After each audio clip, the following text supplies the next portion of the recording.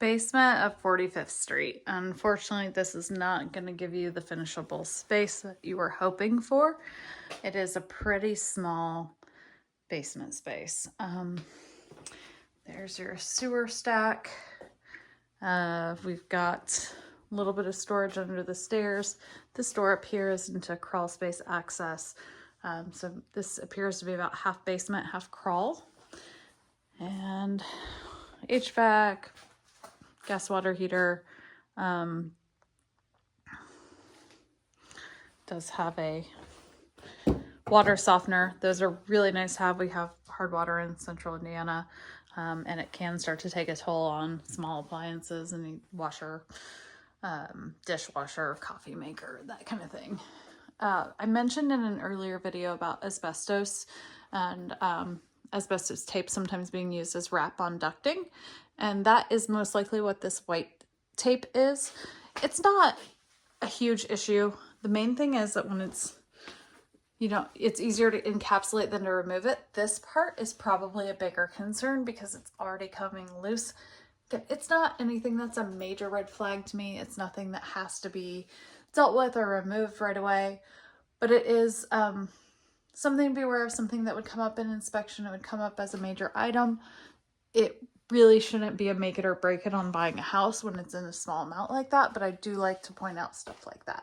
The other thing is that this is knob and tube wiring, these ceramic nodes and the wiring strung between it. I don't know if it's active. There's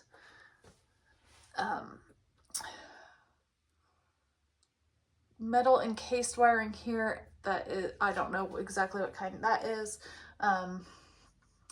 There's a term for it that I can't think of at the moment, but there's multiple kinds of wiring that were used over many decades. This home probably originally had knob and tube wiring, but it looks like, from what I'm seeing, there's newer, not new, but newer stuff running along with the old stuff.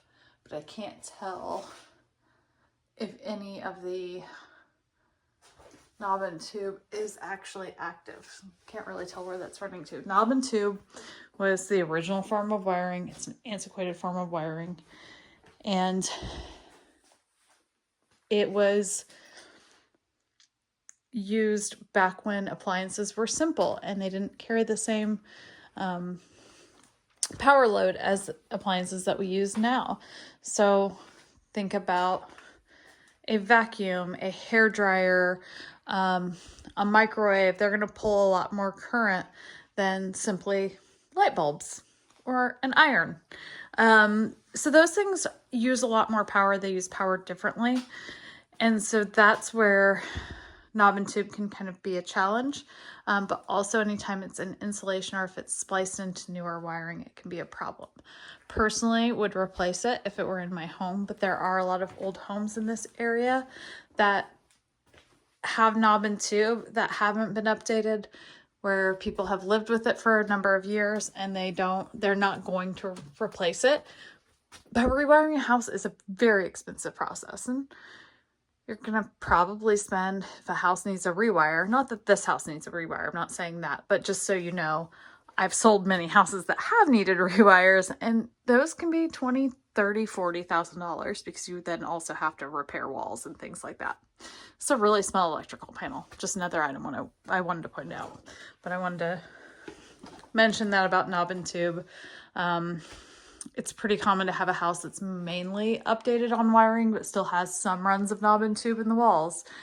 And that's not always easy to figure out what is and is not updated in a home.